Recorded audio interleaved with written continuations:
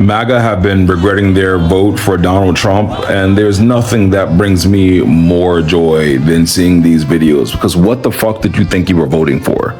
I just want to say I'm sorry I voted for him and I thought he was going to help folks like me. Now they done cut off my food stamps, my Medicaid, everything. I don't know how I'm going to eat or pay for my medicine. I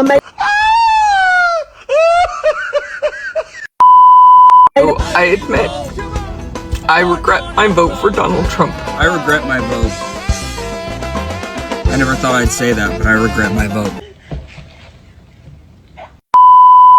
So crazy that we voted for Trump. We trust him with the words that he promised as Latinos. This is crazy that starting next week, multiple cities will be getting immigration. I hate that I voted for him. Buenas noches. How am I supposed to explain to my 3-year-old that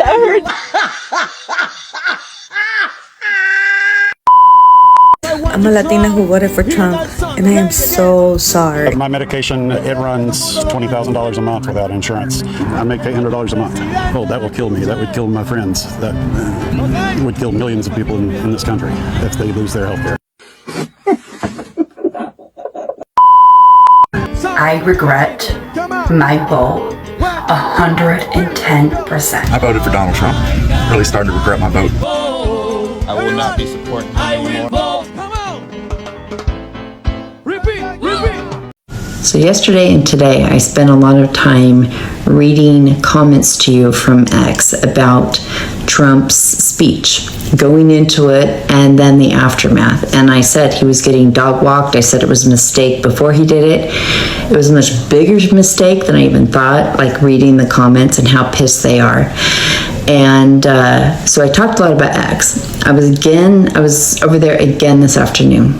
It's ramping up so much faster and worse than I expected. I mean, I kind of expected it over the weeks, maybe the next month or so, when they don't see anything out of this. It's already here. It's already happening. They are furious. Okay, so that's X, right? And they have no problem talking trash about Trump. But Truth Social, that's like the holy grail. That is where he is safe. That is where he's treated with reverence. And I always say it's like a religious fever dream. And I briefly hopped in there yesterday and I saw a few like, thank you, Trump memes. But that's all I did. And I spent my time on X. So tonight after X, I thought, okay, I'm going to go check out Truth Social. I could use a little more brain damage today. I've never seen Truth Social like that. They're going after him in a way they never have, and I do check in there a lot, and they just always speak very respectfully. Praise God, we love you, Trump. They're like, if you don't give us arrests, motherfucker, we want those arrests now, not in 6 months, not in 2 years. And why are those things redacted? There's no one to hide. There's no one to protect. These aren't the Epstein files. These are the files. This is the stuff. This is the proof we have been waiting for 6 goddamn years that people went to jail over with. And you better give it to us, and you better give it to us right goddamn now. There's tons of them. I'm shook. I just kept going. I kept going because I couldn't believe what I was seeing, because it is never, ever, ever, ever like that. And there's people on the left too, like explaining what it says in that stuff, but like they're so mad. There are redactions in there. They're so mad. Like, why are you giving it to us now? Like, you should have already done these and then told us about it. They're pissed that Fox and the networks didn't carry it because they're like, what is that about? Like, this isn't important enough. Like, what's going on there? And then he mentioned something in another post, and I only was able to go through 3 of them, where like, oh, the interest rates are great, and this and this and this, and oh my God. Stop the gaslighting. Like, check in. What are you talking about? Help us.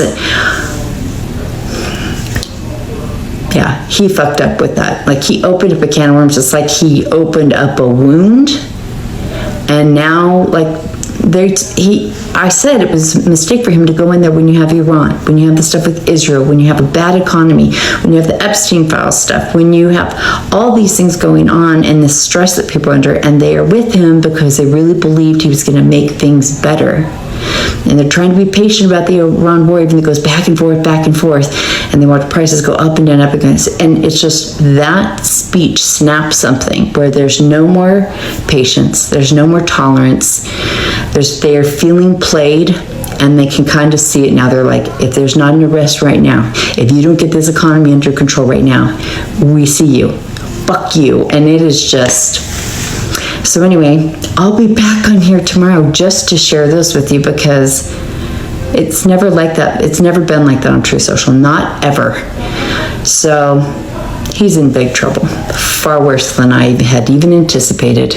After watching all these reactions, I think one thing is very clear. Many people are emotional right now.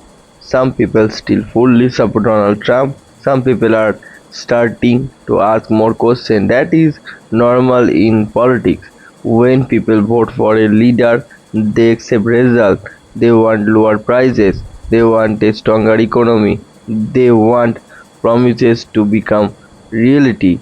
If people feel this progress is slow, some of them become disappointed. But at the same time, one speech, one day does not tell the whole story. We should not judge everything by social media comments. One of the internet, angry voices are often louder than quiet voices. So it is important to wait, watch, and look at the fact. In my opinion, every leader faces Christianism. Obama faced Christianism. Then Trump also phrase. That is part of democracy, and the most important thing is not how shouts the loudest. The most important thing in the whenever people lives become better. Can families afford food? Can workers find good jobs? Can businesses grow? Can country become stronger? Those are the questions that really matter. At the end of the day, politics will also make speeches. Supporters and histories will also argue, but history will remember leaders because of their result, not because of the social media post. So let's continue. Hey, how would you feel if I told you that a great deal of some of the information that you see on social media, some of the social media sites, is just a lie? It's flat out a lie. The military had a term for this: misinformation and disinformation. This is all about the upcoming election, and it's all about convincing you that there are things happening that will anger you and upset you to make you vote a certain way. Well, it's just not true. They would have you believe that agents from the federal government are committing heinous crimes against individuals. Well, there have been some tragedies, but only because it was in self-defense, and that is a fact. You have the right to self-defense. Well, so do they. They would have you to believe that the President of the United States is embezzling money and cheating the taxpayers and lining his own pockets, a guy who's one of the richest people in the country. They would have you believe this. If they say it enough, they know that there are people in our society that will believe it. So, here's what I'd like to convey to you today. Be very careful when you're on these sites, because most of it is just not real. They pretend that they're a news agency, that they have some kind of credibility. They don't. They're just making this up. It's really easy to get a background, throw something up that doesn't make any sense, and they can get on there and say pretty much whatever they want because it's social media. Well, be careful. Pay attention. Our country hangs in the balance. I'm not happy with everything that happens in our country, but I try to sit down and make an honest decision when I'm going to vote about how I should vote and what would be the best path for us to go down. Know now that our country hangs by a thread. It literally is hanging by a thread. There are those from around the world and those here at home, remember, enemies foreign and domestic, who seek the fall of the United States of America. We are the greatest nation on the planet. We have so much to offer for the world, and we do each and every day. The world will be a different place without the United States of America. We are a capitalist society. We are not a socialist or communist society. And we need to remain such. The world and freedom depends on it. I'm Mike. This is Mike Unfiltered. You have a great day. Hello everyone, welcome back to the channel. Today we are talking about the topic that getting a lot of attention. Some people online are saying that many MAGA supporters are now facing problem they did not expect. They also say the many black Americans warned about these problems years ago. This is a political option, and not everyone agree with it.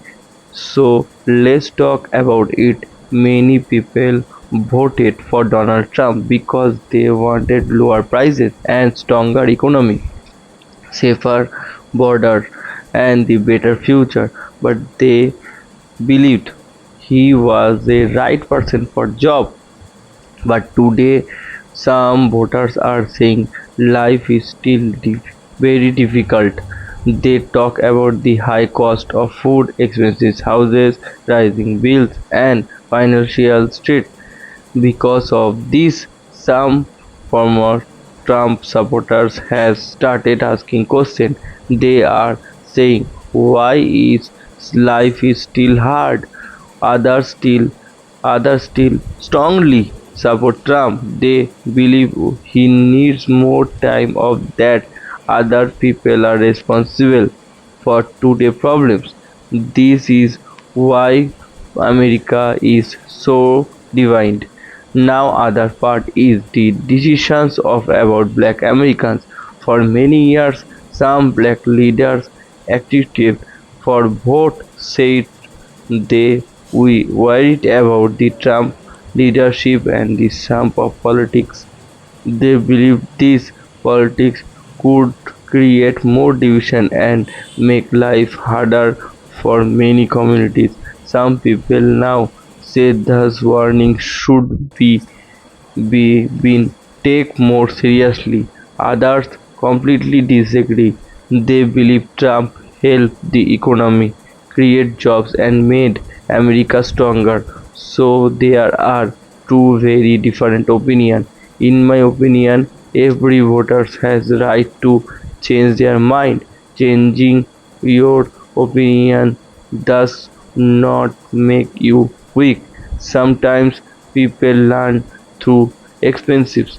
Sometimes people see new information. Sometimes life changer, and because of that their political option changes too. That is normal in every democracy. I also think we should not celebrate when people we are struggling. The sum of having to hard time paying rent. If someone cannot buy enough food, if someone loses their job, that is one something you celebrate. Thus problem afford real families. Politics should never make us forget that. At the same time, every elections teach a lesson. Before voting, people should learn about their candidate. Do not only watch one video, do not only listen one politician. Read different opinion, listen to different voices, then make your own decisions. That is the best way to vote. Another thing I notice is that many Americans, no matter which party they support, are saying almost the same things. They want cheaper groceries, they want lower rent, they want better healthcare, they want safe neighborhood. They want good school. They want better jobs. They are not Republican problems. They are not Democratic problems. They are Americans' problems. And solving this problem will take more than political argument. It will take good leadership. It will take cooperation. It will take honestly conversation, and I also believe the blaming an entire group of the people is never the answer. Not every mega Trump supporter think the same. Not every Democratic thinks the same. Not every black American thinks the same. Not every white American think the same. Every person has their own story. Every person has different experiences. That is, we should never judge millions of people with the sentences. Instead, we should listen, we should ask questions, we should respect different opinions, even when we disagree. That is how healthy democracies become stronger. America has faced many difficult moments in the history. Political division is not something new, but the history also shows that the people can work together again. No one country becomes better enough head alone. Real progress comes from respect, understanding, and honestly decision. In the end, every parent wants their children to give a better future. Every worker wants a fair playback. Every family wants peace.